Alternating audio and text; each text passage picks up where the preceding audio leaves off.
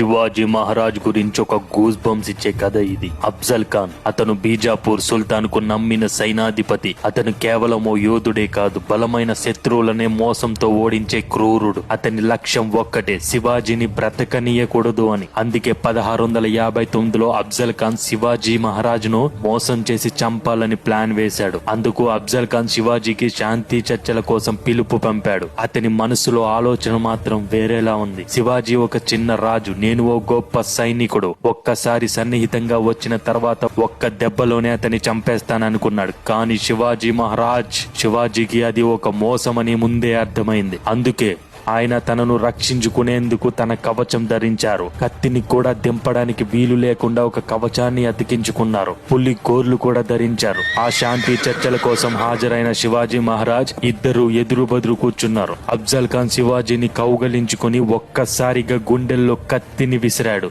కానీ శివాజీకి ఏమీ కాలేదు. కారణం కవచం. అదే క్షణంలో శివాజీ మహారాజ్ తను ధరించిన పులి గోర్లతో అఫ్జల్ ఖాన్ పొట్టను ఛిద్రమయ్యేలా చీల్చి పడేశాడు. అఫ్జల్ ఖాన్ ఒక్క క్షణంలోనే నేల కొరిగాడు. ఆయన మేధస్సు, ధైర్యం, యుద్ధ వ్యూహం ఇవి శివాజీ మహారాజ్ను ఓ అసాధారణ వీరునిగా మార్చాయి. ప్రతాప పురందర్, క్షత్రియ కులావతంస, సింహాసనాధీశ్వర, యోగి రాజ, ధర్మ సంస్థాపక, శ్రీమంత్ శ్రీ ఛత్రపతి శివరాజ్ మహారాజ్ की जय।